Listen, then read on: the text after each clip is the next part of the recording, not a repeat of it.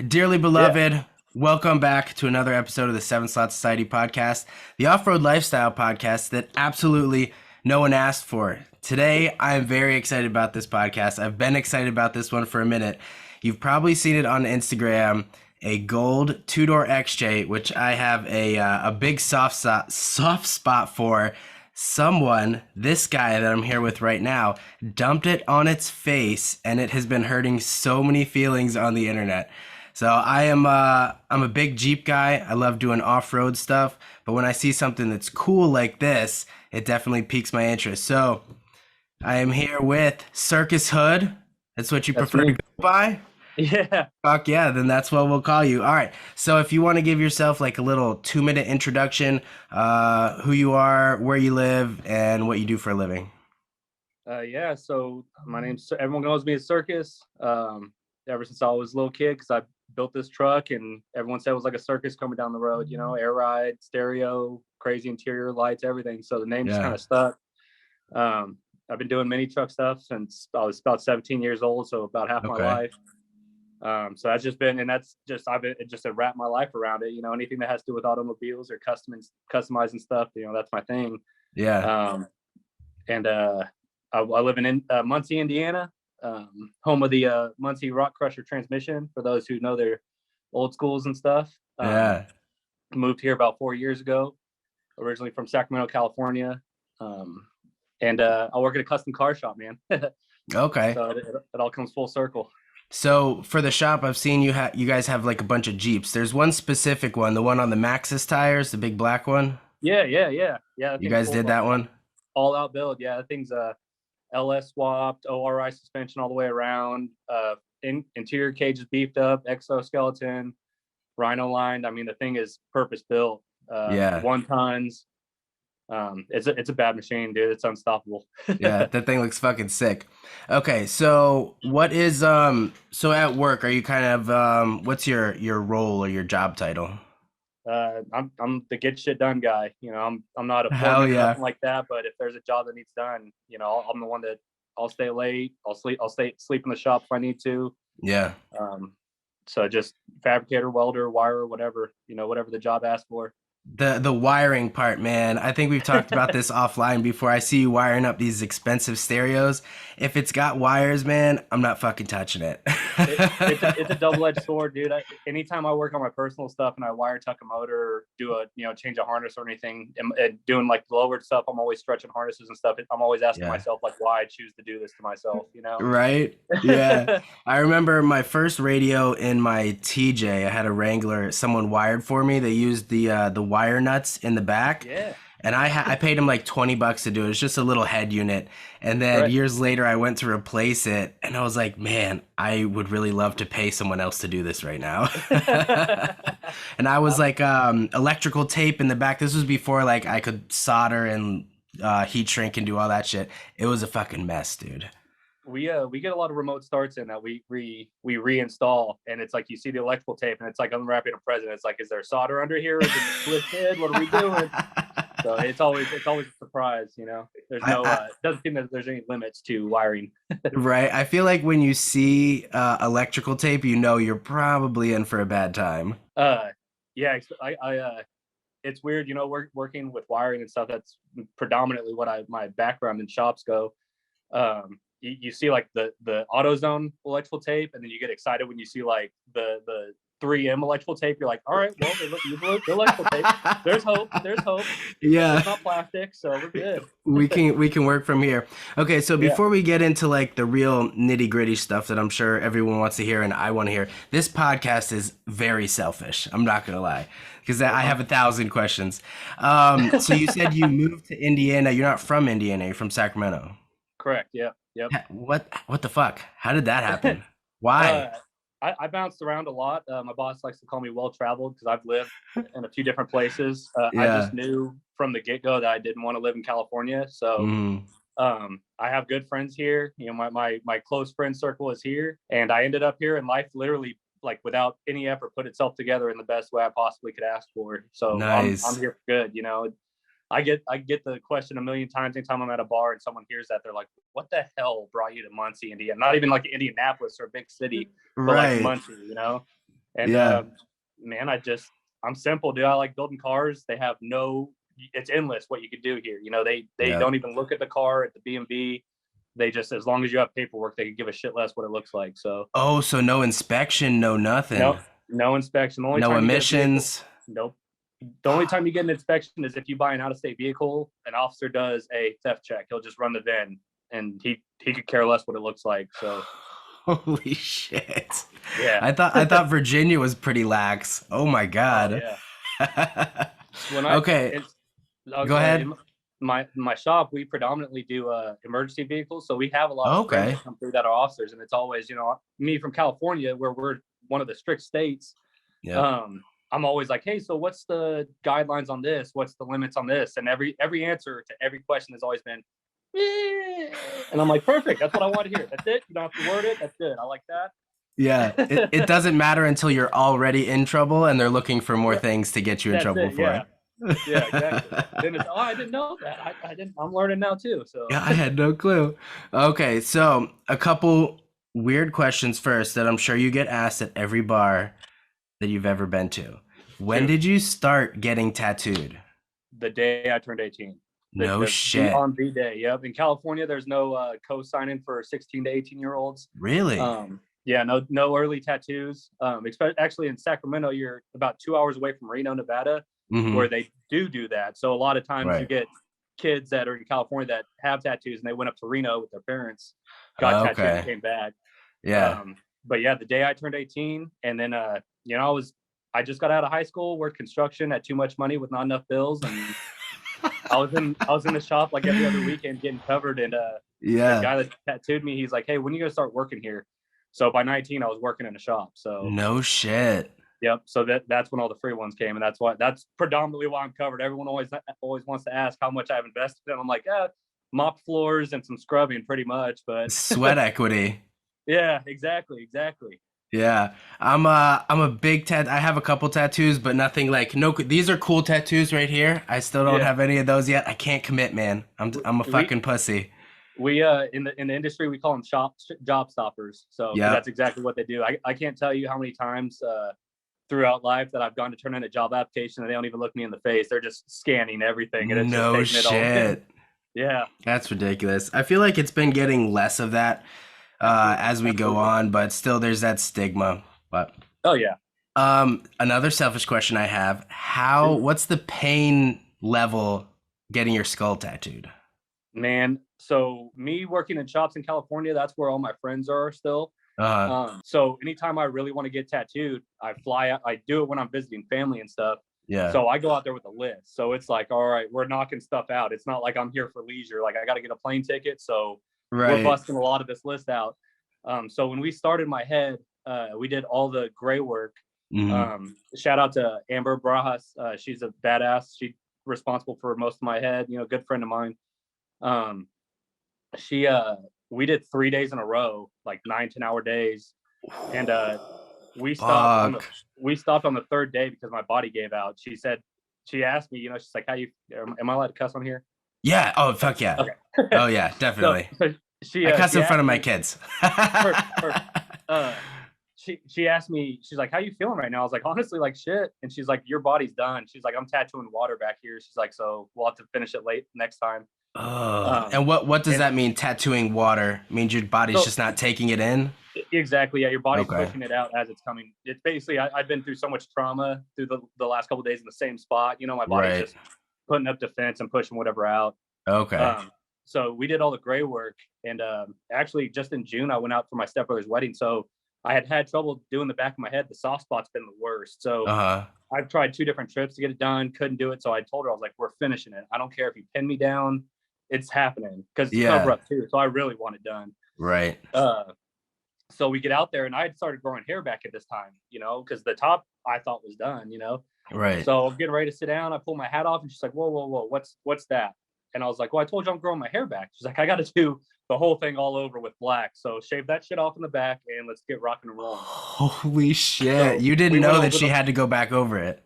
Nope. I had the back of my head numbed. I'm a big fan of numbing. I'm just too old to tough through tattoos. It wears me out. Right. So I had numbed the back of my head, and she tattooed everything but that day. Oh, And dude. we did it was 17 hours in 2 days of just pounding black, Jesus. dude, pounding black in. So, but That's she's awesome. fucking gnarly, dude. I think It was tough, dude. It was definitely yeah, tough. I bet. The longest I ever sat was for something on my shoulder, and it was only like 5 or 6 hours. I can't imagine just fucking planting in that chair and having somebody. Oh, dude, it's rough. It's rough. I'm definitely glad we're off of it. She did kill Yeah, her work though, and she put up with me whining the whole time. So yeah. Maybe one day. One day this 7 slot shit will be my actual job, and then I can go full job stopper. But yeah, my boss was all about it. He's like, keep getting face tattoos, dude. Do it. You're just locking yourself into me. So exactly, yeah, you're not gonna so go anywhere. yeah, he's pumped on it. Fuck yeah. All right, so let's get into a little of the mechanic shit. Hold on, Absolutely. first I'm gonna crack one of these, Yep. and then I need a New Year's shot. I'm a seltzer guy. Don't judge me. Sour seltzer. I'm gonna have to try that out. I've just been I'm not a big seltzer guy, but I did Most ranch people water. aren't. Well, Dude, I yes. the ranch water, dude. I was pretty impressed, and I had a grapefruit one, which I can't do grapefruit period. So it was good. Same. I was stoked on it. So Same. The spicy ones are a little spicy. Cheers, man. Here's to the new year. cheers, absolutely. Mm. All right. So, I'm guessing that you're not a Jeep guy. Not no. This is the most cheap guy I've gotten. Yeah, and that's why I really wanted to have you on here, because the Jeep that you built not only like disrupted this little Jeep community on social media, but the one that you chose are very rare to find, and most Absolutely. people don't build them at all. They One, just keep them stock. I didn't know this. It was just the one available, and Are from you planning it out, kidding me? yeah, it was just my boss's brother had it. He had brought it up from Florida, so it was a no rot vehicle, and it was just available. And from what I looked at, it didn't, in my head, anyways. I didn't physically get into it, but a 4-door didn't seem like it would work just from the wheel placement. Right. And I'm just not one of those builders where, like, you know, you tub into the door and the window doesn't roll all the way down, or the door striker doesn't shut the same. Yeah. If I build it, I want everything to work like it was supposed to work, you know. Mm-hmm. So the 2-door was the way to go. Because I mean, if you ask me, my friends, I'm like huge 4-door long bed advocate. I love the ugliness. I'm all for it, you know. Right. And it was just available, and in fact, it was 95 Sport, factory 2-wheel drive, factory 4.0, factory 5-speed. So oh, it's factory 2-wheel drive, so it had the beam in the front. Yep. Yeah. So No I didn't know how rare this thing was until I started building it, and I started gaining Jeep followers from when you had featured it or shouted me out. And I started hearing back from all these guys like, dude, that is like hard to find. Like, yes. So in building the Jeep, I had always had in my head, like, this is sacrilegious. Like, I'm going to get hated on for sure. And then once they started telling me how rare it was, I was like, oh, I'm definitely getting hated on now. Exactly. Yeah. Unicorn, you know? Yeah. So, unicorn. That's exactly what the fuck that was. But it's been cool though, man. The Jeep community, I almost have more Jeep friends and followers now than I do mini truckers, dude. They've been super, you know, into it and supportive and all that. So all my Jeep followers, dude, you guys are awesome, man. I'm constantly getting likes and comments about how dope it is, and I greatly appreciate that. You know, it's awesome. That blows my mind even more that that's not something that you went, because that's one of the questions I have is that what you went out looking for? That just happened to be what was there. Yeah, it fell on my lap. He's a collector of cars, so he doesn't necessarily drive stuff, so everything's got a price. So I've been wanting to build a Jeep, and I was building a Mazda pickup at the time. I was getting real burned out on it. And finally I was like, dude, it's time to build this Jeep. And I was like, hey, what will it take for me to get that from you? And so I picked it up from him, and it was game time. So what'd you pick it up for? 1,600. I like you, but fuck you. That's incredible, man. Wow. Yeah. Wow, no shit. I did some side work too, so it kind of sweetened the deal a little bit too. But right, as far as cash value, yeah. Oh, $1,600. Wow. Yep. Running, driving. Wow.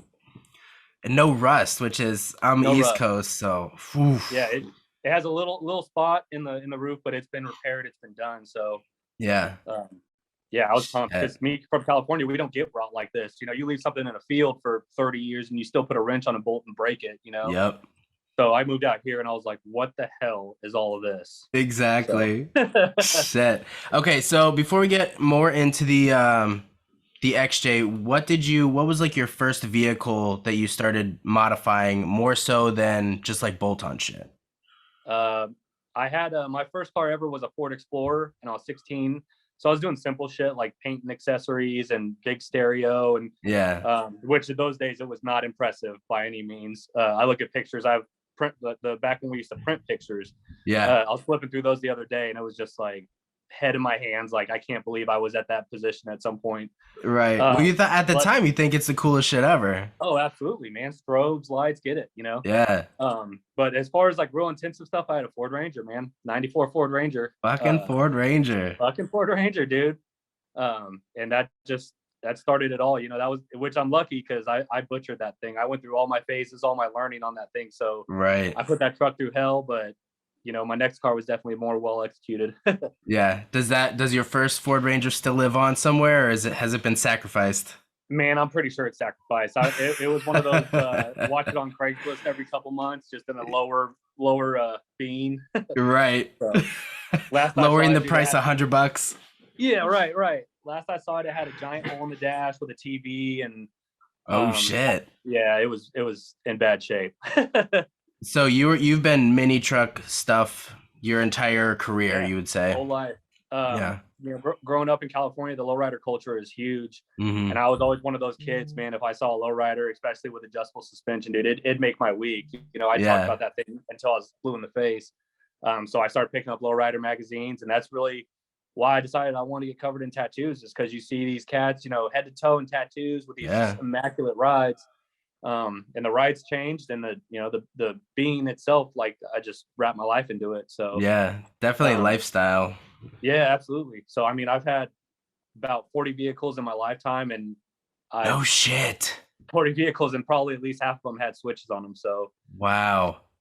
Yeah, that's something that's always intrigued me, but I was never, like growing up, I was never really introduced to it. I lived in California for 6 years, but it mhm. wasn't it wasn't that part of California. It was down in Oceanside, so it was more Yeah, Southern California where there's absolutely, more yeah, off-road stuff. So yeah. You got the desert right there. So exactly, yeah. Fun. Do you know anything about King of the Hammers? It's a big off-road yeah, race. oh yeah. So where I was stationed at was like an hour from that race in 2009, which was like the first year or two of that race.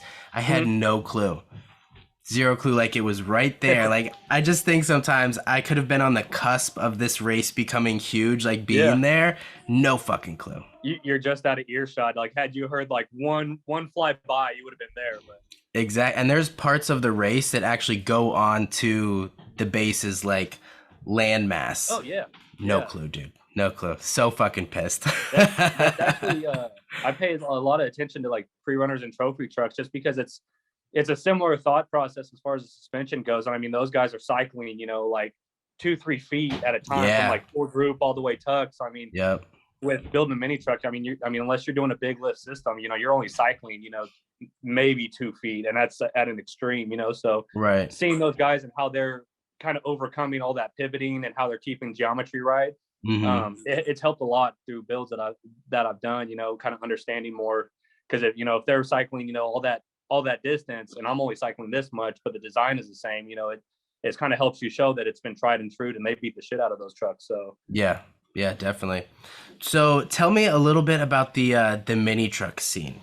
So what is so in like off-road land, Wranglers are good. The Toyota Tacomas are good platforms to start with. What in mini truck land is like a perfect platform to start with?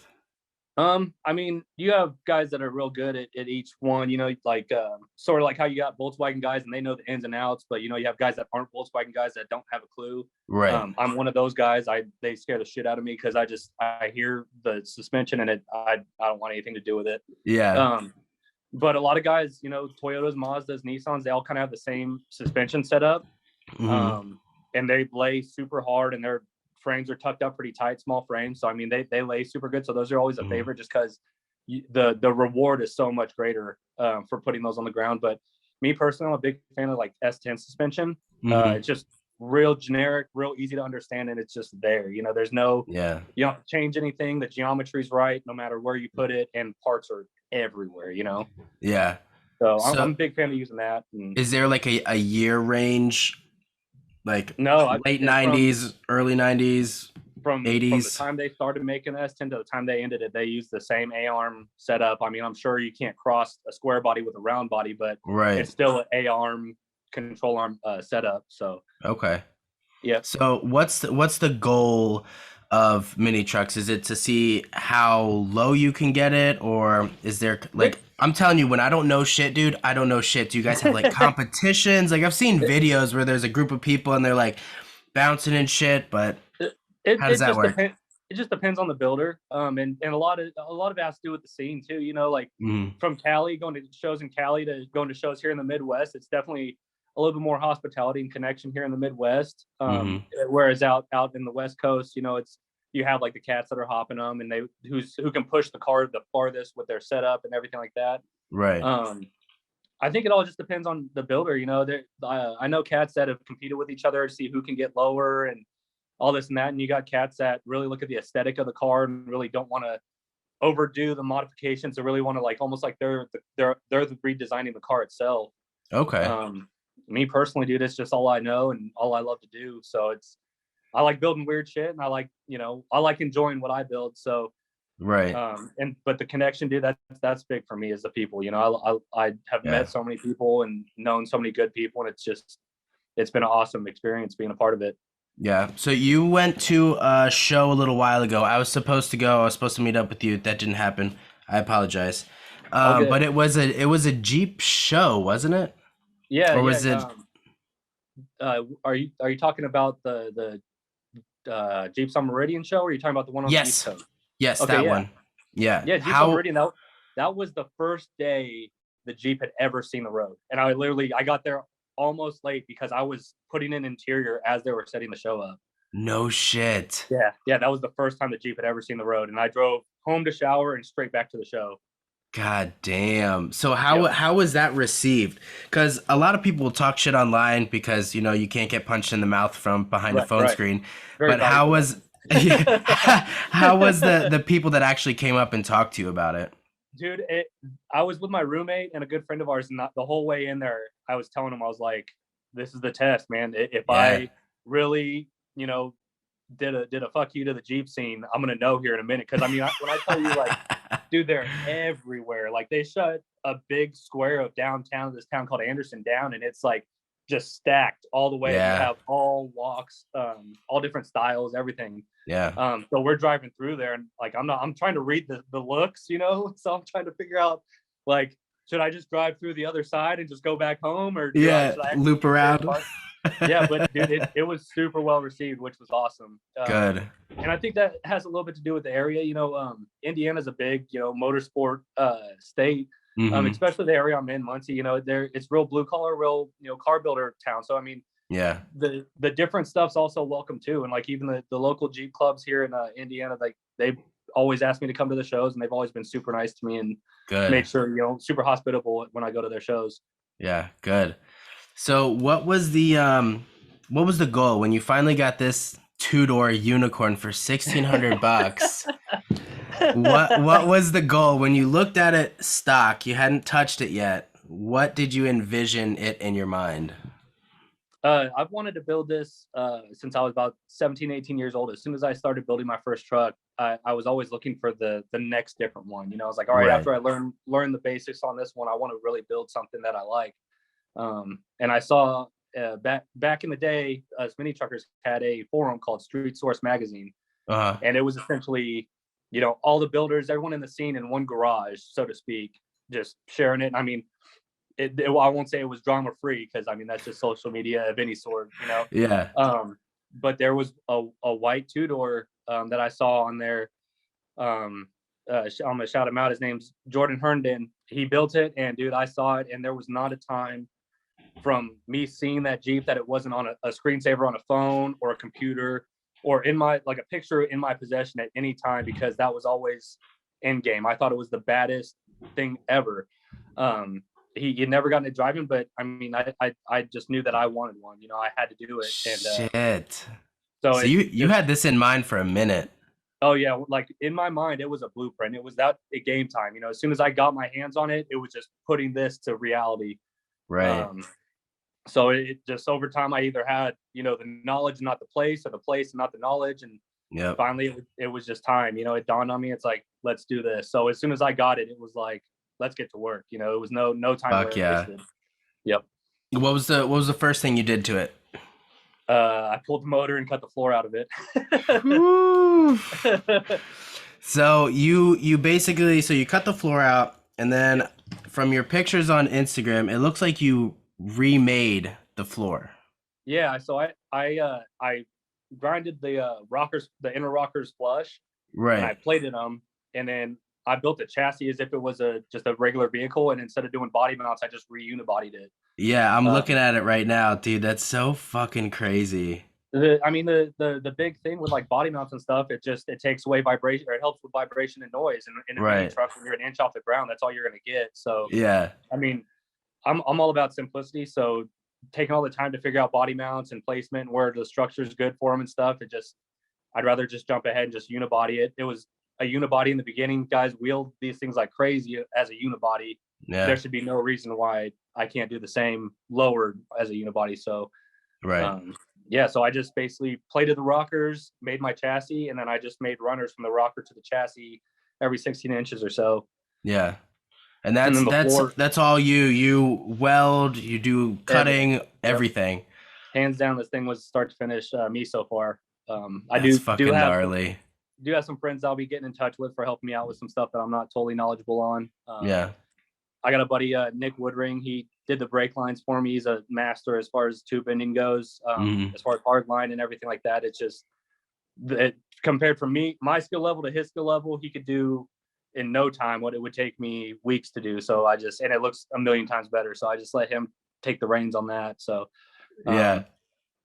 But yeah, my extent of brake lines is the copper line. I bend it by hand, I flare it, I test it, brake fluid goes everywhere. I have to cut all the ends off and reflare them all. So that's how good I am with that.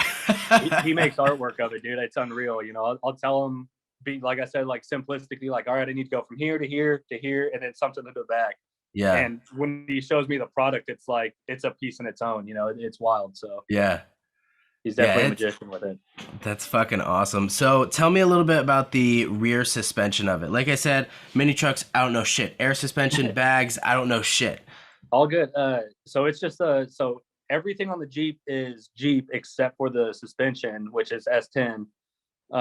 So it's a S10 solid axle rear end.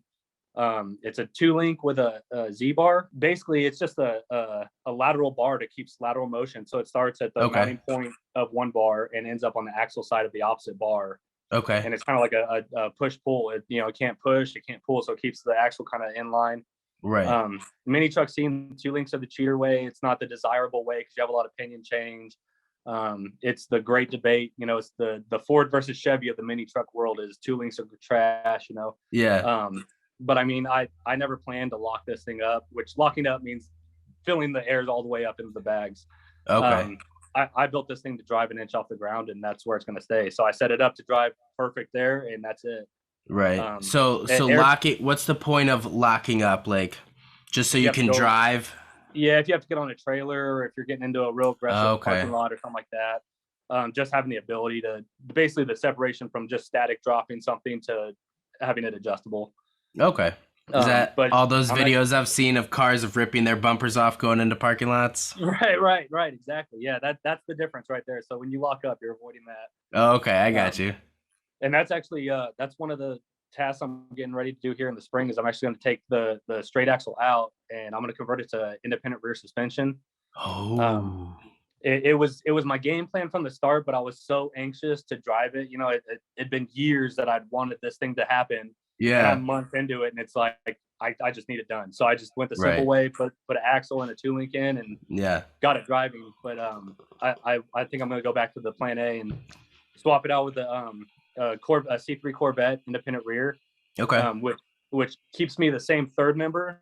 It's a Chevy 10 bolt, So a Corvette is basically a Chevy 10 bolt without axle tubes. So that way my Okay. drive shaft stays the same. It's the same, physical size. Oh wow.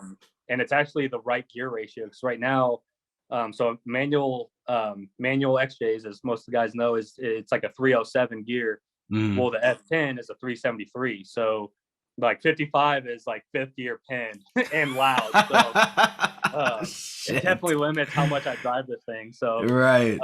The C3 Corvettes, if it was automatic after 72, I think from what I've researched, I won't get crucified on bad knowledge, but there were 307s or 308s. So it's like it's the perfect gear ratio. It's what I wanted to do from the start, and I just think IRSs are cool. You look down the side and you see all four wheels tilted in. Yeah, I think it's a cool touch. Yeah, dude. That would add like a whole, because the wheels don't look like that now, right? They're not cambered. No, not huge. No, it's not like the big thing that's going around now where the kids have them poked out and everything. It's not that. But you're saying that once you change the rear, then you can do that, is what you're saying. Yeah, then it'll get cambered, and that's the unfortunate part about the year Corvette that I'm going with is it's called a swing axle. Okay. So it actually doesn't have an upper control arm. The spindle is basically like hard mounted to the control arm. So as it swings, it's cycling the same way that the control arm is. So it will produce a lot of camber, but I'm gonna try to counteract that a little bit and work with the control arms and see if I can get some of that out. Right. But that's just what fits back there. As soon as you go up to a C4 Corvette, it gets super wide and can't tuck it and anything like that. So this is what I'm stuck with. So I'm gonna just make it work and get the best out of it. Yeah. Random thing I just thought of. What, do you still have the Jeep seats in there? No. I actually tried to sell them, and I got bashed a lot on Facebook for trying to sell them. But they were pretty damn clean, and I was like, does anyone have use for it? I think I still have the back seat. I think that's all I still have. But no, it's the only other Chevy component other than the front suspension, the rear axle, is the seats. They're out of cobalt. Okay. Strictly for the matter that they mount flat, and my entire floor is flat. So just simplicity of just throwing 4 bolts in it and going down and not making a bunch of brackets and stuff. So, and I'm going to do 4 buckets and a console from the dash all the way to the back. So it works out pretty good. Nice. I just saw you posted you're looking for trans tunnel. Yeah. Is that just to like finish out the interior? It's a solid floor now. I just really don't like how mine came apart. I just I wish I would have kept that section and just made it taller, like, added metal to kind of just bring it up. Right. I thought I was going to make my own, and I just really don't like how it looks. And my final plan for the floor isn't carpet or anything. I'm going to bedline the whole floor of it. Nice. Kind of keep a little bit of the off-road kind of touch, to it. Yeah. But you're going to see it, and I really want it to be kind of smooth looking, and I'm just not totally satisfied with what I did. Right. Plus, I'm going to lower the motor a little bit. That's what's keeping the hood off of it. And with the IRS, the drive shaft angle will change. So a lot of that floor is going to change anyway. So I figure while I'm at it, I might as well make it a little bit more, easy on the eyes and whatnot. Yeah. Oof. You'll be hard pressed in Indiana to find like a whole floor section that's not rotted the fuck out. I lucked out. I put it up on Instagram and Facebook, and I lucked out. A friend of mine that I didn't know worked at a scrapyard hit me up. He's like, dude, I have dozens. I'll find the best one. No shit. Yeah. Local to you? Local to me, yeah. Driving distance, yeah. Wow, nice, dude. That's clutch. Yeah. Fuck yeah. All right, so after you're done with the rear, you said the Corvette rear, what's next? This is actually developed in the last couple of days, man. I was kind of torn on the route. I was really going to dress it up, do the swinging fifth wheel, not go as far as like, the off-road bumpers or anything like that, but still kind of like keep the basket, keep that kind of touch to it. But I just really was stewing on stuff and really looking at it. I think I'm going to go like OG mini truck and like shave the taillights and do some wild stuff. When I get a hood tilted to the side, suicide the doors, like really. Oh, dude. Yeah, really do some fuck yes. Oh, that's going to be fucking nasty, dude. So yeah, I'm going to get in there, do some body mods and just really set it apart. I'm currently, and maybe any of the listeners that hear this can kind of give me some advice. I got some friends that I've been talking to all morning about it, but I really want to change the factory license plate bucket in the hatch. We're back from a quick break. You were talking about doing something with the license plate in the rear and the hatch. Yeah. So it's not something I am dead set on, but I would love to see it happen just to really set it apart and really touch back to like the generation of trucks when I got into the mini truck scene. But I would love to just basically what we call shave or get rid of the factory license plate box and just put one off to the side where it's just the license plate box. It was just a really big mod. When I got into mini trucks, it was like you shaved everything. You got rid of handles, tail lights. You changed everything on the vehicle, made it wild. So just something to touch on that. But I don't have a ton of fiberglass experience. I tried to fiberglass my factory dash, and it ended up in the dumpster. So I do remember you telling me that. If someone else isn't doing it for me, then I'm kind of standoffish about doing it. So I've been talking to a couple buddies of mine that are kind of pitching me some ideas and kind of getting me into what I'll be getting into if I do decide to do it. But we'll see if that happens. So for it's called shaving, right? So shaving the hatch, it's not like just boxy in with like metal and shit and then tacking it and put a flat piece over it and like Bondo and shit. Like you're talking fiberglass. Typically, that's what you would do. But with the hatch of the XJs, they're all fiberglass. They're solid glass. So are they really? Yeah, the whole thing is fiberglass. So you can't fucking teaching me shit, man. I'm teaching the Jeep guy stuff. There you go. I'm here for it, dude. I'm here for it. But as far as like bonding metal to fiberglass, you have to almost stick with the material. It's kind of like aluminum and steel. It has to be the same thing. Yep. I did not know that. Because I've been hit in the head with a fucking XJ tailgate where the gas struts didn't work. Fucking, they feel like metal. Well, you can imagine like my tailgate or my liftgate lifts to about here. So the whole time building it, if I'm tucked in there and I stand up, dude, it's straight into it. It still happens on a regular basis. So I bet. Before I forget, do you have an bomb on your hand? I do. Yeah. Yep. No shit. Yeah. Big time Mario fan. Fuck yeah, dude. And I'm actually lasering this hand off to put the little fire shooter guy on there. Lasering off. Yeah, it's been an experience. Have you had it before? The lasering technique? This is my first journey. I lucked out. Like I said, I started working at a tattoo shop at 19. I lucked out by getting in the hands of like great artists. However, I was a 19-year-old picking out tattoos for the rest of my life. So right, yeah. I have a lot of T-shirt designs on me that I'd love to not have on me anymore. So yep, I have some dumb ones. I'm embarking ones. in that journey now. It's not bad. It definitely hurts more than a tattoo, but dude, it is so fast and so easy to tough through. No shit. Yeah, my appointments are usually at 12, and by 12:15, I'll be back in the truck ready to go home. What? How many sessions? Does it just matter like how old it is or how much ink's in it? Yeah, how old it is, especially with as far as tattooings come. Like, I mean, if you're lasering off something that got done like early 2000s, late 90s, I mean, that ink isn't as far as inks come lately. I mean, it's probably easy to break up because what the laser does is it basically it creates a burn on your skin and it breaks the ink up. So your body heals the burn, but in the same process pushes out this broken up ink through the burn. No shit. Yeah, so older ink, it's easier to break up, and a lot of times it hasn't aged the best anyway, so it's already breaking up. So but then again, double-edged sword, I fell in the hands of great artists, so I have really solid, tattooed pieces on me that are getting lasered off. So it takes the full tilt. Right.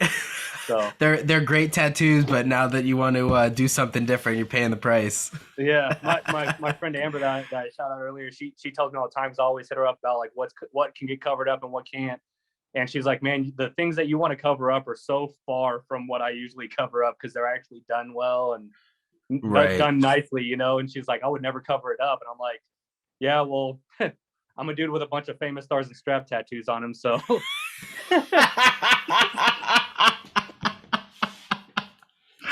That's only so funny to me because I had one of those shirts and I feel like we're kind of the same age. at the first shop I worked at, I did body piercing. So like my workload was real short. So I'd be sitting on the computer and people would come in and flip through my artist portfolio and see my neck piece and it said the family across my neck. And this no bullshit happened. Some dude was like, who the hell would get that on their body? And I'm sitting back facing to him, the tattoo facing him, and I turn around and he just looks at me like, oh, sorry, man. Oh, that is so good. So yeah, now looking back, I'm like, yeah, I have the same point of view. Who would get that on them, But Oh my no hate to God. anyone who has the family tattoo on him. That is I think it's a fucking great design. hilarious. There was I a think, time when I was like, I am absolutely getting this tattooed on me.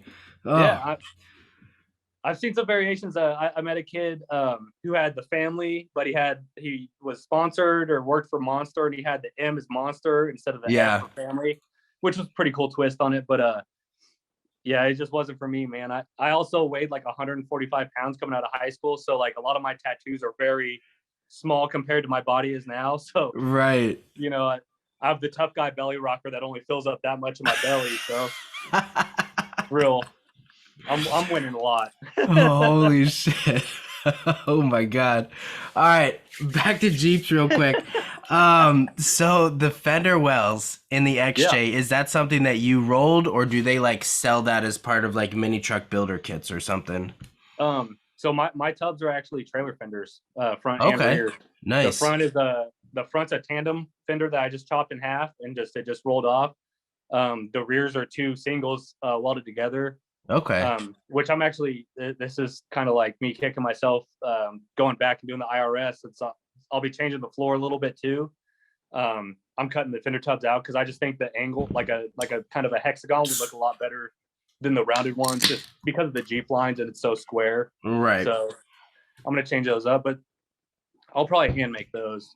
Okay. Just because it's Do you know simple. how to use like, what's it called? An English wheel? English wheel, Where you I run it? don't.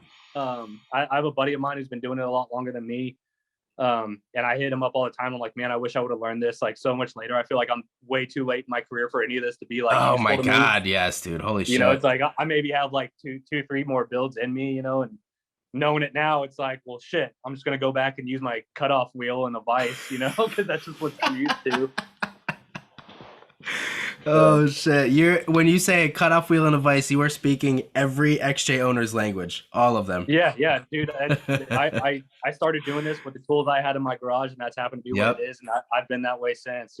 Yeah. I'm more comfortable with it, and Mm-hmm. that's it. It's like an old Yeah. dog, a new trick, man. I don't even know if I could learn an English wheel. I don't think I have the Dude, patience for it. right? That shit fucking intimidates the shit out of me. Like, I don't like putting myself in a position where I know I'm gonna feel like a dumbass and look like an idiot. Yeah, Like, yeah, hard pass, absolutely, dude. absolutely. Because there's guys that have been doing that 15, 20 years. It'll make Like it look you, like like, nothing. yeah, like you Approach it with said, I only confidence. have 2 more builds left in me. I don't have another 15 years to learn this Yeah, shit, dude. no. In 15 years, I'm gonna be buying all of my shit already done. I I'm learning that the hard way. I know bullshit. Doing my drive shaft tunnel, I had the floor already in. I just took a flat piece of metal. I tacked it on the one side, and I just pushed it over, and it made like its natural rolls. Like, and then we fucking go. There it is, right there. Yep. Push it And over, give her a little tack. if I would have made a YouTube tutorial about that, I would have got just crucified in the comments, like by any metal worker ever. Like, Holy shit. Have you put any of this build on YouTube at all? I haven't. I feel real awkward on camera, so I don't. Most people do. Yeah. Yeah. So unless the conversation, like I feel, but if I'm like the sole one talking and entertaining, like I just feel like I'm just. Hey guys, so here we are doing, but yeah, welcome Yeah. to my fucking life, dude. Plus my friends are assholes, so like the first 10 comments would be like people I know, like, dude, what a douchebag. Stop For talking. sure. That's not how you For do sure. that. Yep. Exactly. Very familiar with that. So, as you've been going through this build, what has been the easiest part, other than the drive shaft tunnel you just talked about, and what has been the hardest part that's taken up the most amount of time? Dude, you know what's wild? And it was the scariest part getting into it is so much of this build worked. Everything just happened to like fit and work and everything. To the point of like, even where the alternator is placed on the 4.0, the S10 already has a factory dent in the frame where it was sitting. So it's like, all I had to do was exaggerate that dent. It's not like I had to notch the frame or anything. It just already was there. And it was one of those things where I'm like, all right, if this is going so easy, one of these days down the road, it's going to be a freaking nightmare. Yeah. But dude, it was actually pretty smooth sailing, but it's just the fact of the sheet metal on the XJ is so short, you know, and like the motor hung out the bottom, so the foot could be flat. Hence why I don't have a hood right now. So that was the trickiest part, is, you know, tucking everything up that needed to be up without having it be like flying through, you know, over the windshield line, you know. Right. That's another thing I'm going to address here in the spring, is I'm going to get in the oil pan and see if I could section it out, take a couple inches out of it. Same with the pickup tube, just to try to bring that oil pan up, because I mean, I am like there, as it is as low as it can possibly be. So Dude, that is crazy. I never thought about that. So in order, especially with that motor, it fucking sticks out like this, Huge and oil then's pan, the yeah. rest of the oil pan. So you actually have to like cut it and then shorten the pickup tube so it's then holy fuck. Yeah, so that's what I'm gonna get into, is see if I can shorten the oil pan.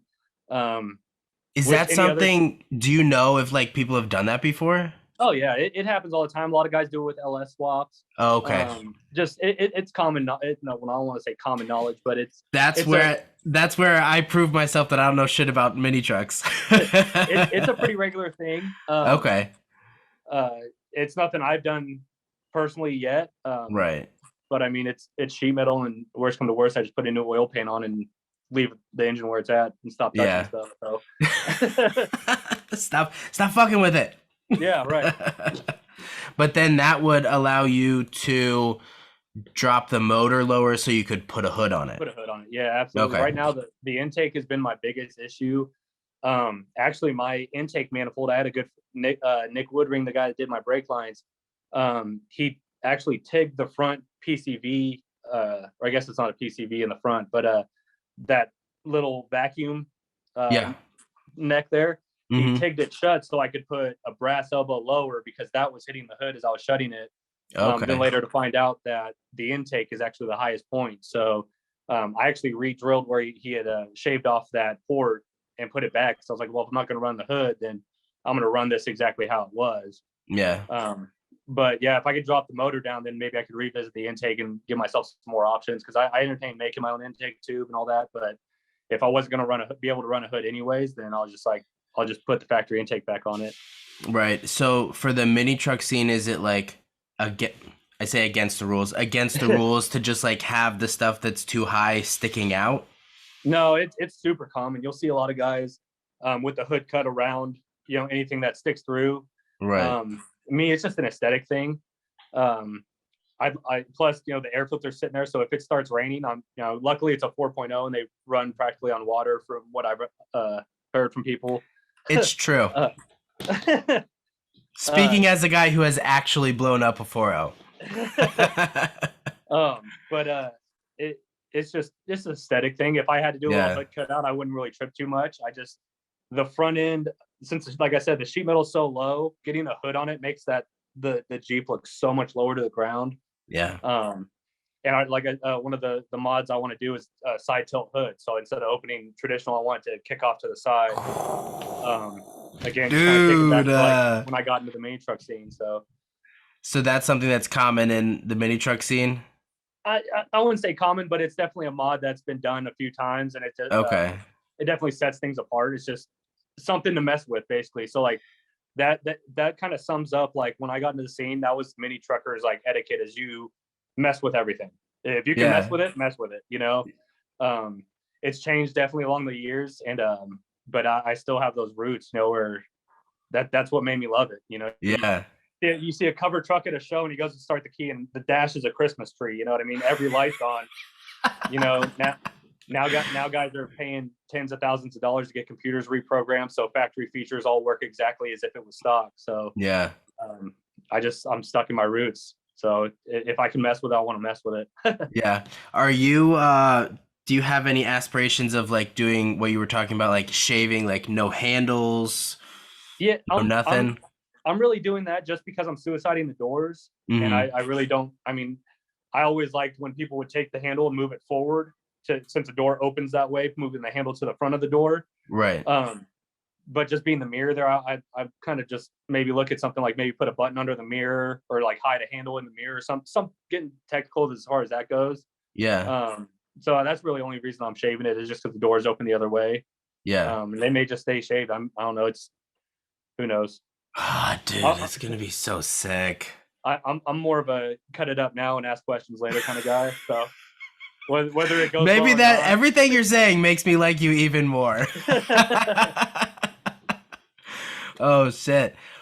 So, anything else that's planned? Any um, secrets that you have that you're holding? Nobody listens to this podcast. honestly, those are pretty much it. I mean, get interior and paint on it. Doing all the wild stuff. I really want to surprise everybody with it, but dude, I'm so excited about it that I just can't help it. So I've already ruined my own surprise anyway. So Yeah. um, nothing really secret. It's just kind of a lot of it's developing as I go. As far as the interior, how it ends up looking with the stereo and all that, I have no clue because I haven't even started on it. So Yeah. when I get into it, stuff will kind of just let itself fall into place. But I'm big on like looking, which I never did growing up, but I really like kind of took it on, like looking at the whole vehicle and looking at the shape. You know, like you see a squared vehicle like the XJ, and then a fiberglass round wavy interior, it just doesn't really go right because nothing on the car is round and wavy. Right. So I'm big as far as that goes, but as far as an actual specific plan, I have no clue. Are you putting a headliner back in it?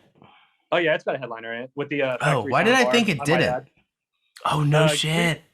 I think I may have mentioned to you that I was doing a sliding rag, so which I'm throwing back and forth. I don't know. I might do it, I might not. Yeah. But it's so low that, dude, you can like shake someone's hand through the ceiling. You know what I mean? It's No so shit. I always thought that'd be cool just to have, slide the rag open. It's like boom, you see everything right there. Yeah. But I don't know. I'm still kind of on the fence about it. Yeah. But the rack's definitely staying. Rack and basket are absolutely staying, even if I And do is that Jeep official? Because I saw the sticker on it. Yeah. It's actually a Wrangler basket. Oh no shit. Yeah, I've thrown around the ideas of getting like a full length for the Cherokee roof, and then just keeping that wind fairing on it. Right.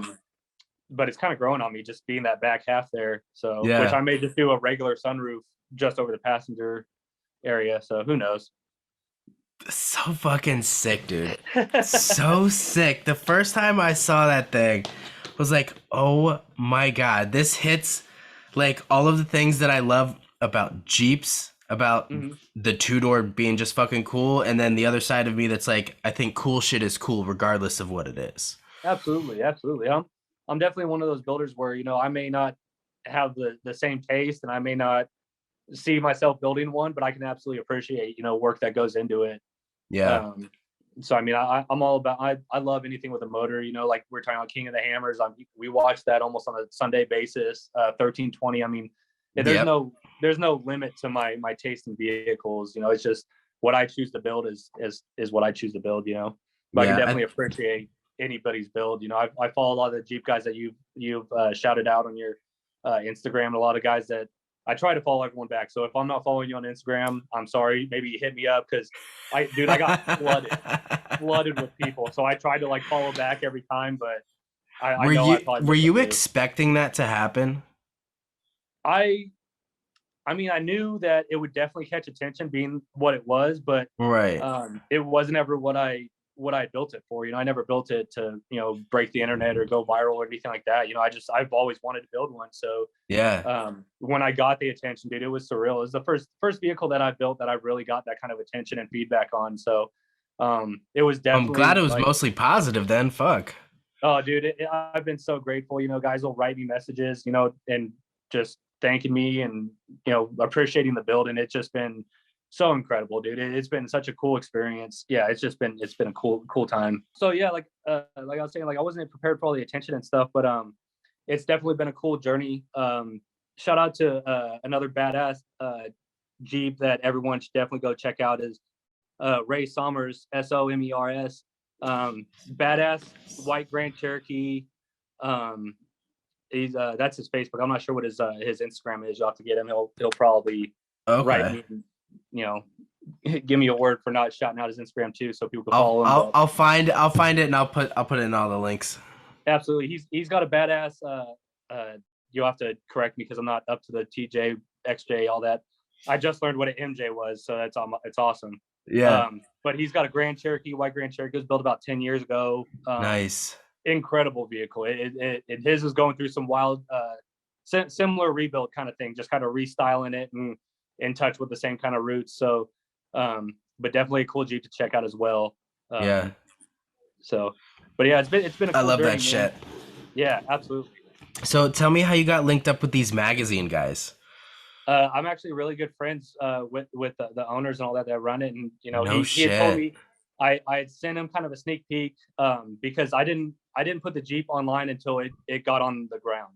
The whole time it was on the frame table, I wanted to keep it hush hush. I wouldn't let anyone post pictures of it.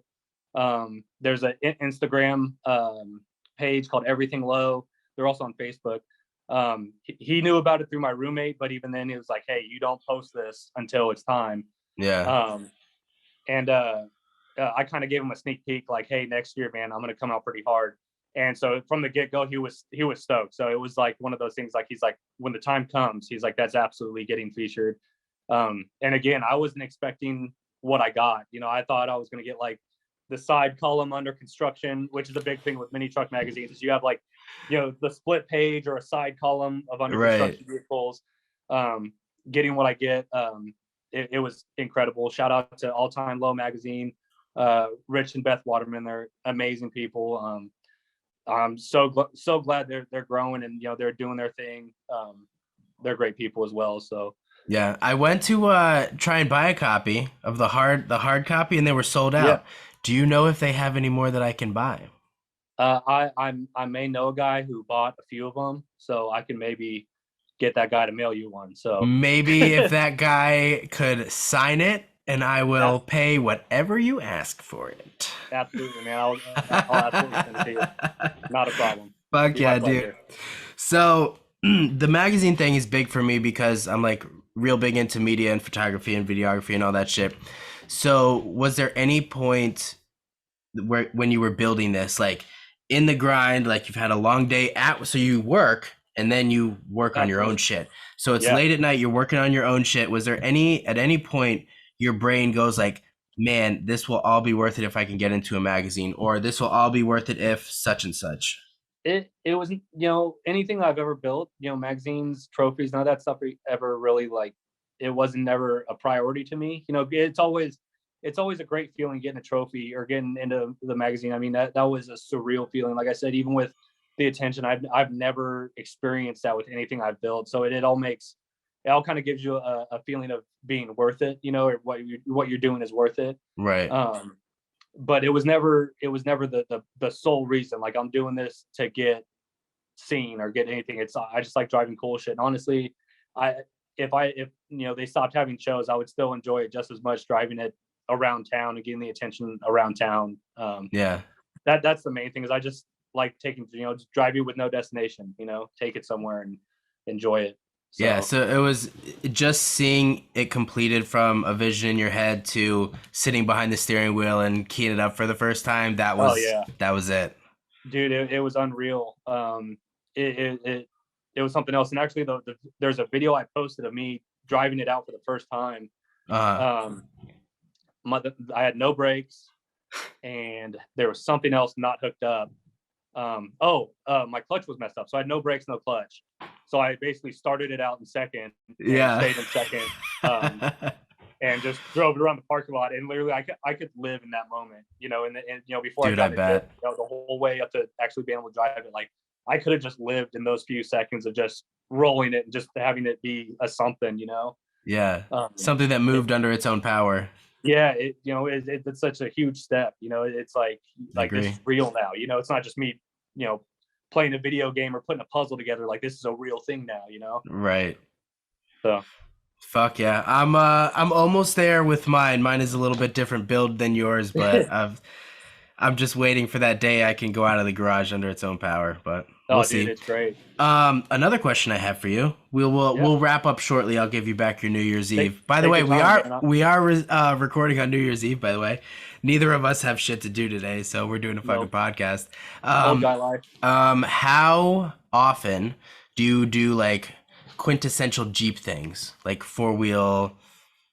Like, Honestly, do the clubs take you out, or do you have friends that do that, or are you strictly lowrider mini truck stuff? I would absolutely love to go out and wheel. I don't have anything personally that wheels. When I lived in California, I was, not even an hour away from Rubicon. So a bunch of my buddies, that's what they built buggies and stuff, and our schedule just never lined up to go. But it's definitely nothing that I'd be opposed to. I just when it comes to building vehicles, the ground stops me eventually from going any lower. Right. If I lifted something, it would be so obnoxiously lifted that it would almost be not drivable. So that's the only reason I don't have lifted stuff. So there's nothing against going and wheeling or anything. If anyone wants a wheeling buddy, I'll give it my best to co-pilot. I have quite a few friends in Indiana, Ohio area. We'll get you hooked up. I'll have to send them some cameras. We'll make a whole fucking YouTube video about it. Yeah, dude, I'll definitely do an on-site YouTube for you. I know Badlands is right here. I mean, I don't know if it's like the baddest place to go wheeling or anything. I have no knowledge as far as that goes, but I hear it all the time. So yeah, it's not the baddest, but it's a place. Yeah, that's it. So sometimes those are the best places. Exactly. Those are the best places sometimes. Yeah, a lot of stuff here on the East Coast is like private land only, and if you get caught there and it's not your fucking land, ooh boy, you are fucked. Fun fact: here's something for if you guys watch Dirt Every Day. A lot of them do, yes. I think Dirt Every Day. Dave Chappelle is actually he's a mini trucker. No shit. Yeah, he's part of a club called Negative Camber. And it's all dawned on me because why have I heard that name before? He's had a few fellow members on the show, but just being from the mini truck scene and watching Dirt Every Day, you'll see the logo and I'm like, I know that logo. That's my world logo. You're doing 4-wheel drive stuff. That's my world's logo. No shit. That was the cool fact that I had found out, and I thought it was pretty cool. So make up a little cocktail here. Fuck yeah, Bloody Marys. You didn't do the Bush. Oh, I know. I should have. That's probably gonna cost me my sponsorship right there. Dude, I'm not a big beer drinker, but all my friends drink Busch Light, and for some reason I can do Busch Light, and we will just destroy 30 packs. I don't know what happened, but hell yeah! Cheers, bro. Cheers. Busch Light, I cannot. Like I drink trash all the time, but I can't do Busch Light, man. Dude, you know what's wild is my taste in beer is literally in the gutter. Like I like Busch Light, Old English 800. Like my taste is across the board, but it's not the good board. It's no, dude. It's the board where you have to drive to certain places because they're the only ones that have it anymore. I drink Four Loko probably 2 to 3 times a week. Like man, you are my I don't hero. give a shit, dude. I don't give a shit. I have a video from Halloween that I made the old Four Loko with a bang in a Four Loko. Holy shit. It probably wasn't one of my best life decisions, but I mean. Oh man, I love a nice glass, big tall one of Bud Ice. Whew. Yeah. Get your blood flowing. I'm not sure if there's anywhere by you, but there's a local restaurant here. And maybe you get like a local bar or something to do it, but it's a great thing is they do what's called an iceberg. And it's a tall beer about 2/3 of the way up, and the rest of the third is frozen margarita. And excuse me?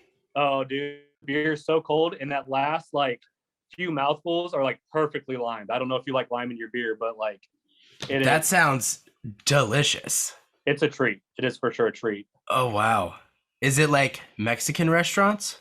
No, this is like it's like bar food basically. It's like bar food in huge portions. It's super good. It's a great place. I'm gonna have to try. If you that make your way to shit. Meridian, we will absolutely eat there. Because it's like a double whammy. Like you eat great food and get shit faced at the same time. It's you're speaking my language, dude. Those are 2 of my favorite things. All right, so do you have are there any, this is a big thing in like the social media Jeep world is sponsors. Do you have any sponsors for this build? I don't have any sponsors. I do have a lot of guys in my corner, a lot of guys that have been with me for a long time. Phil Vladi at Twisted Images. He's known me since I was 16, since the Ford fucking Ranger. Since I was a high school kid, he used to work at a shop called FBI, which was Fender Bender Incorporated. Oh, I like that. Clever. One of the OG air ride parts places, and it was in Sacramento. And I've known him since I was a high school kid. I'd go in there, not buy a damn thing, and just bug the shit out of him all day. That's And terrific. he's been a great guy to me ever since. Super solid, super genuine. Matt Baker with Mini Truck Cartel. The family over at Driven Clothing, Drop and Wear Clothing. They've just all been in my corner, been all great and supportive. The club on petitioning, Severed Ties. They, everyone's just kind of contributing, always been supportive and stuff like that. Yeah, If I I would venture. forget anyone, like don't hate me for it, but Yeah, don't hang him for it. I would venture yeah. to say that relationships like that a lot of times are more important than sponsorships because from Oh, what I've seen, a lot of the sponsorship stuff is just due to like you have a certain number of people that you can reach. We're using our money to give to you, which is essentially like buying ads through your platform. But what you're talking about is real people, real relationships. Like if you need yeah, something, let me know and we can make it happen. absolutely. And I'm all about supporting people. You know what I mean? I have friends with shops. My guys here at Slumville Garage up in Detroit. Another buddy of mine, Detroit Chris, Mad Professor Customs. Nick Woodring has Mutiny Fabrication and Body or Frame and Body. Sorry. I'm all about building everything up. You know what I mean? There's no Yeah. reason that the wealth can't be shared. There's enough vehicles out there, enough people out there, whether it's clothing, vehicle builds, parts, whatever. There's enough to share the Yeah. wealth. There's no reason to hate on anyone or put someone down just to get your buck up. You know what I mean? So, I mean, I'm all about building friendships and building people, and let's watch Yeah. people do what they love. You know what I mean? There's no reason why not to. Right. We've talked Yeah. about that specific thing on this podcast before. Is it something I got from another podcast, Rigged for Dirt, where they say a rising tide lifts all ships. So if Yeah, everything is I going love good, that. everybody's doing good. And I that's love something that. that it took a lot of years for me to realize this. Because when I started this brand, 7 Slot, there were a lot of other competing people. And it was always my mission to like destroy them or be better than them. And I'm like, Mhm. there's enough, I say customers, but they're like friends. There's enough people that are going to support both of us that we can both Right. grow. So there's no reason Absolutely. for me to be a fucking dickhead. And in the beginning, I was not nice. Dude, in the same, when I first came out, dude, I was all about or not all about, but I didn't see things the way I do now.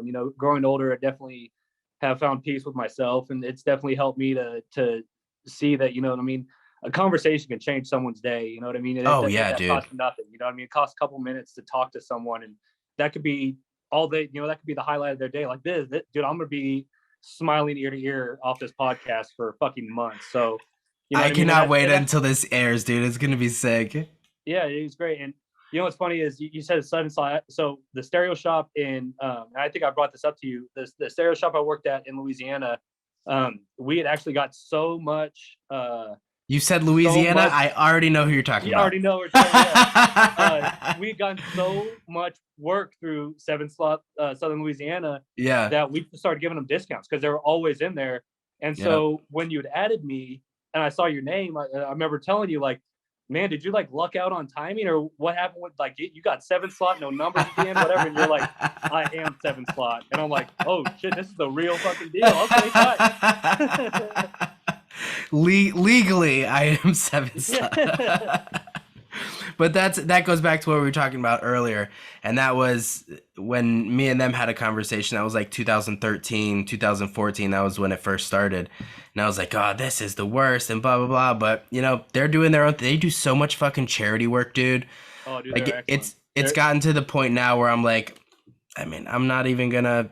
They're not taking away business from me. So, I mean, yeah, it's legally my name, but I'm not. It's not worth it for me to go after them because they're just doing good shit. They're on the news. They're on local news and shit. Well, dude, if they got the same outlook, you know what I mean? Like you said, if they're building people up too, and like, doing Yeah. the same thing, supporting you, building other people up, then there's really no reason, unless they're like kind of going against you and like doing their own shit and trying to make their own thing, or, putting a negative image on anything that, more power to it. Which they haven't. They've been doing their own thing. So more power to them. Absolutely. Yeah. All right. So anything in the horizon for you once this build is done? Anything else, or are you gonna ride this one for a couple years? Man, I foresee me getting this thing done, but the more Jeep shows, which I got a buddy of mine today. I was talking to him, and he put a whole nother, idea in my head. I really wanted to build an MJ, and You know I But- have one, right? You keep speaking my language, man. Yeah. For $1,600, or is that where we're going with that? Or I got mine for 800. oh, and But I'm also, jacked up. I'll have to send you pictures of the floor though. But The floor. he asked me, There is no floor. See, you're already ready. See, we can bag it. I'll send you the blueprint, dude. I'll send you. Oh, you just get rid of the floor anyway. But I was talking to a buddy of mine and told him that I'm going to do some wild stuff to the Cherokee, and he asked me if I'm going to roadster it, and I'm like, no. But now that you said that, now I have to fucking build a roadstered one now. So thanks, What does that mean? A roadster? Cut the roof off. So windshield, everything else gone. See you later. Shut up. Yep. So I don't know. I may stick to my guns and build the MJ.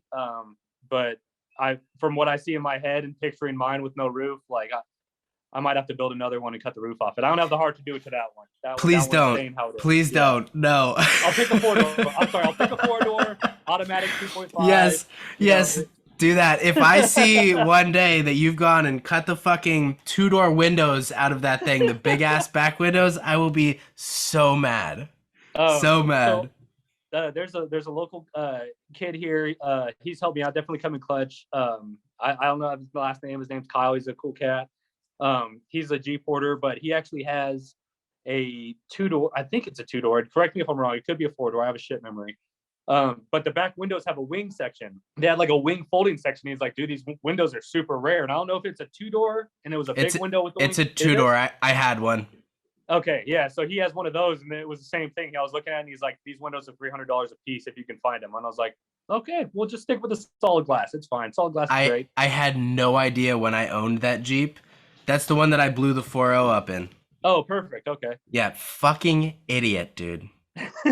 so dumb. So it was a 2-door with those windows, 5-speed, and God, fucking idiot. But I was in my defense while I blew that motor up, because the 4.0s you can rebuild. They're fucking Lego pieces. But I had just finished swapping a 5.3 into my work truck at that time. So I was like, no more motor swaps. I'm fucking done. I'm over this shit. I have too many vehicles that have fucked up motors. I'm done. And I sold it with a blown up motor like a fucking idiot. Well, I will put out there, since you said you put in a 5.3, anyone that follows me or just jumps on my page or anything, don't get your feelings hurt. I am a strong anti-LS swap advocate. It wasn't an LS swap. It was a Chevy 1500. That's the motor that goes in that truck. Oh, okay. Yeah, that kind of stuff. I'm actually registered. I'm on a government list of anti-advocates. So if you see me at a protest, I'm okay to be there. But no, I have nothing against them. I'm just, I love the motor. I just wish they didn't get as big as they did, because you literally put them in everything. And as the more popular it gets, the less the imagination happens. Right. And I'm all about that.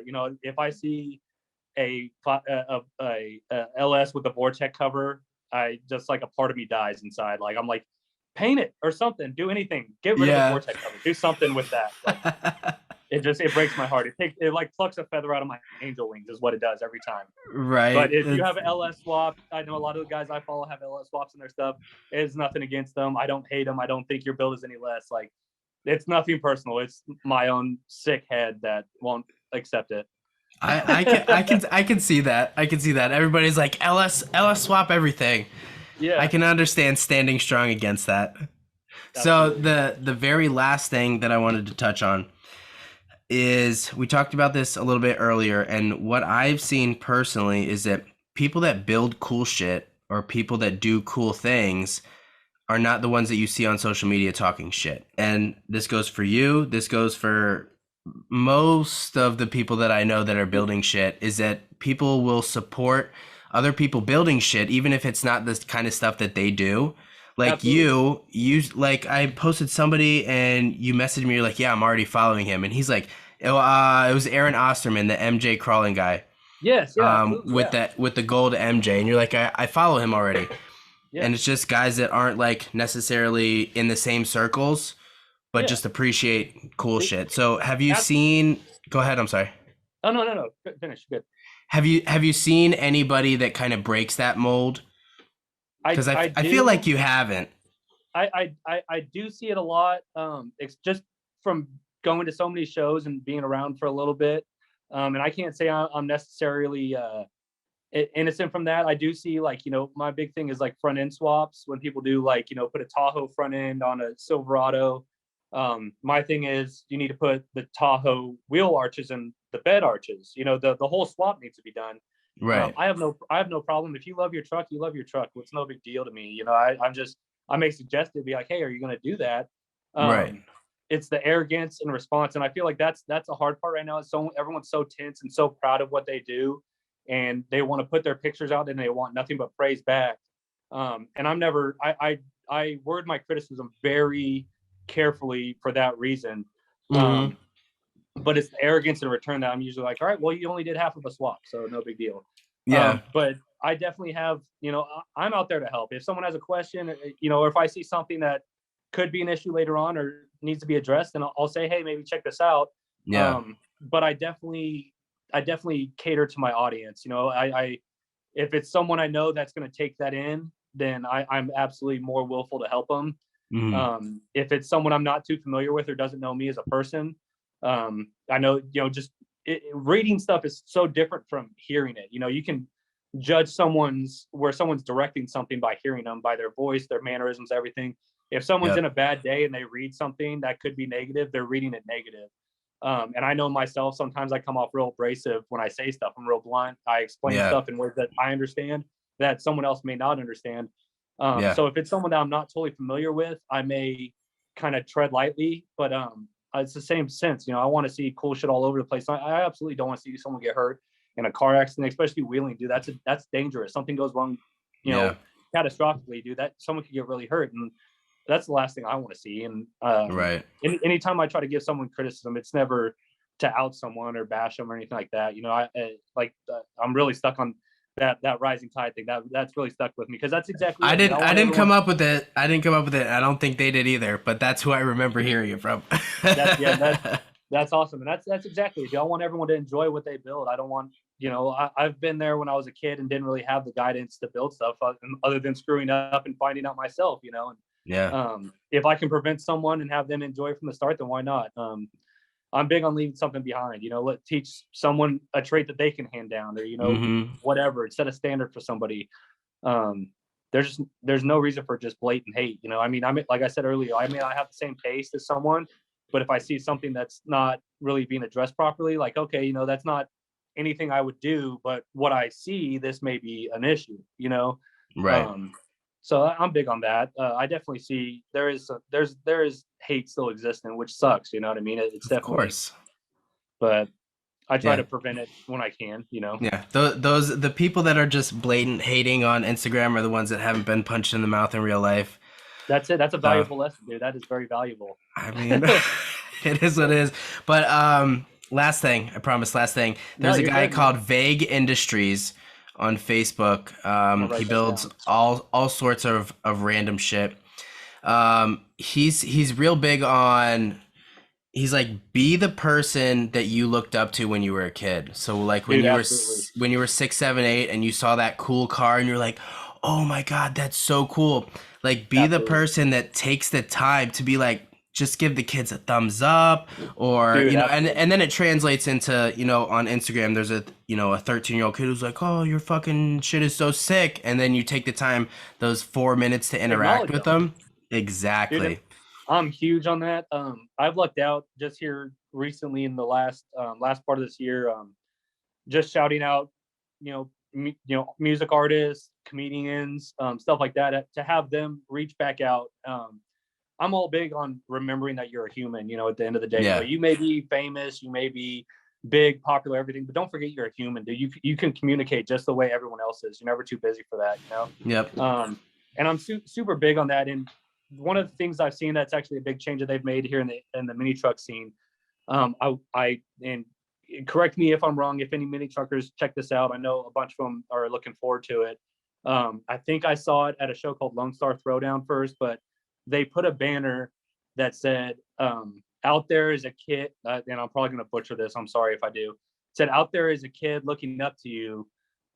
Be the guy that kid needs to look up to. So basically, like, everyone, love that.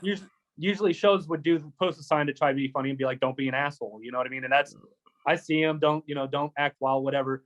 That's probably the best wording I've ever seen. And it's kind of caught on to other shows. It's like, be the person that kid needs to look up to.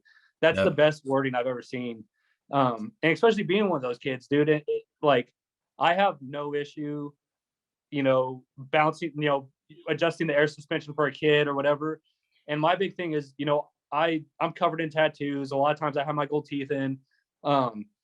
Kids will, you do anything for your kid. And so many parents that would ordinarily not give me the time of day will approach me and be like, hey man, can you make your car bounce for my kid? And like, it makes a parent totally like look past all the image and the bullshit for their kid to make them happy. And it's like I said, dude, that you'll make that kid's whole day.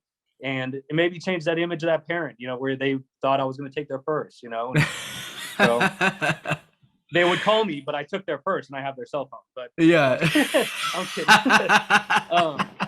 But no, I mean, I used, growing up, I was always about the attention and I just get arrogant and everything like that. But now it's just like, dude, spread that shit. You know what I mean? Build something better, especially in these days where everything's so tense, dude. There's no reason for that, dude. Like, bring the peace where you can, I'm all about it. Exactly. Yeah. Everybody's is so polarizing on, everybody wants to be on teams instead of, enjoy and shit. All of us. Yeah. Exactly. So I think that is a great place to end. Honestly, man, I could talk to you for another fucking 2 hours. Absolutely. But maybe part two. Maybe part two after I do the rebuild. I would. You know what I would love to do is part 2 in your fucking garage next to your Jeep. That would be fucking dope. I'm trying to plan out for get some Meridian. We'll go to the show, come back, check it out, everything. Beers and margaritas. Dude. We'll go there. Fuck yeah. Sure. I'm trying to do more traveling this year. But dude, thank you so much. I appreciate it. We will have links to, I'm going to get with you offline. I'm going to get all the links for all the people that you mentioned so we can shout them out and shit. But is there anything else you'd like to add before we end?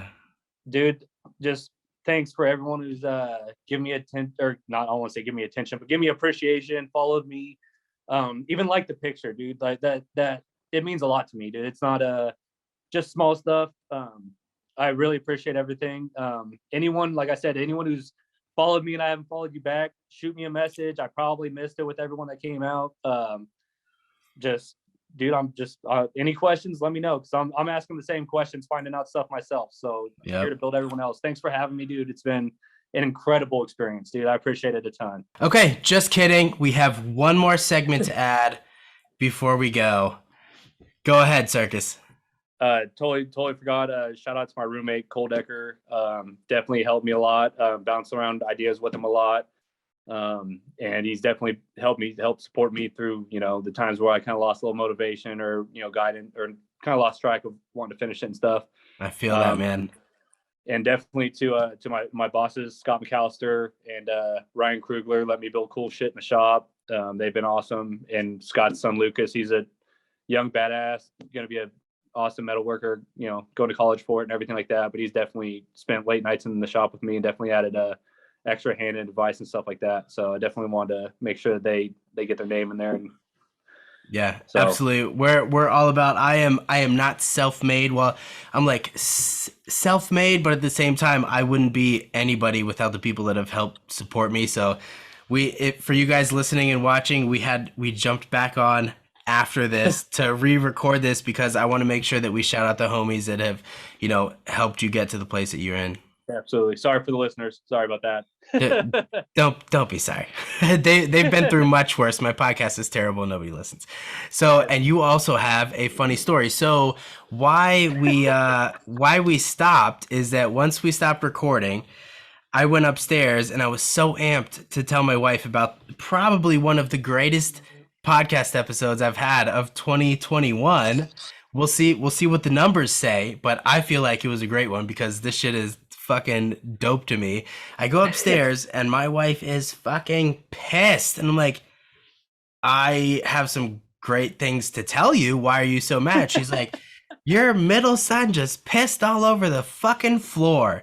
Apparently, as little kids do, he's playing on his tablet. He's like, I don't need to pee right now. I can wait.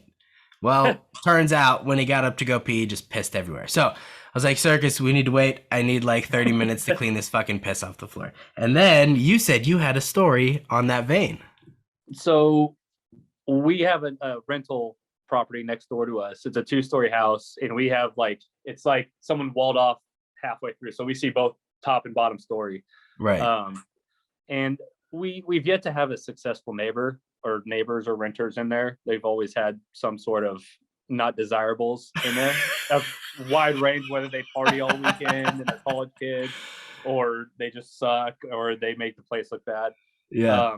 Well, our last neighbors, my roommate was mowing the yard, and allegedly, supposedly, I wasn't here. I just heard the story tailhand, but a rock went through their window, or their window broke. And the son had come over and told my roommate while he was mowing the lawn, he's like, hey, I think a rock came off your lawnmower and shattered our back glass.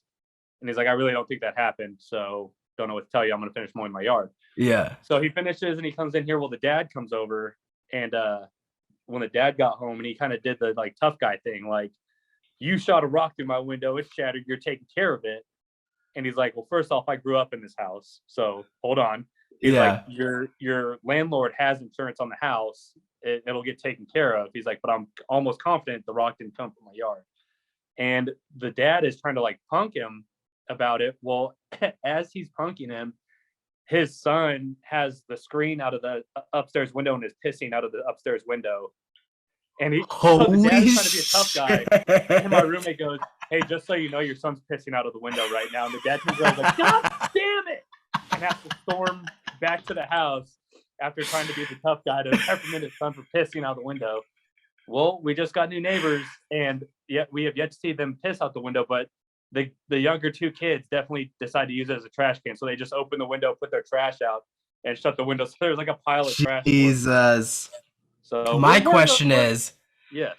My question is, did the glass break into the house or out of the house? I don't know. I have no clue. I just heard the story of the glass shattered, and but yeah, that definitely would have been. And they don't live there anymore. They don't live there anymore, and there was a extensive remodel after they moved out. So yikes! So but I can imagine. in the boys' defense, if you see a broken window and you have to pee, I mean, are you gonna pee in the toilet, or are you gonna pee out the broken glass window?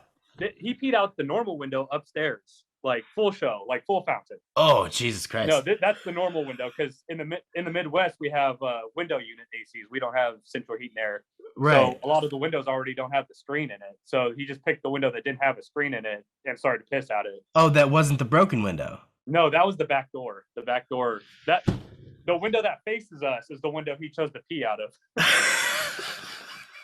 I thought you were saying the window was broken and he chose to pee out of it. You're saying the window that was broken was not peed out of. No, he broke the back door, and the kid decided that he'd establish that window as his pee window. So, Jesus Christ. That fits in perfectly with what I just had to deal with. Yeah. I mean, maybe you just teach him, hey, if you have to pee, you don't want to go to the bathroom, pick a window, I mean, they have a window in their bedroom. I don't know what the fucking problem is. Yeah, you may have to re-roof that area, but Holy shit. Well, I'm glad we got to shout your boys out, man. That's really important to me. So I appreciate you letting me jump back on here. Dude, of course. This isn't set up all the time, but I didn't immediately disassemble it because I'm a lazy piece of shit. It's awesome. Well, thank you guys for listening. I appreciate it. Make sure you go down and check out all the links down there. This will be on Spotify video. It'll be on iTunes, Facebook, and YouTube. You can watch the video. Thank you for being here. I love you guys so much.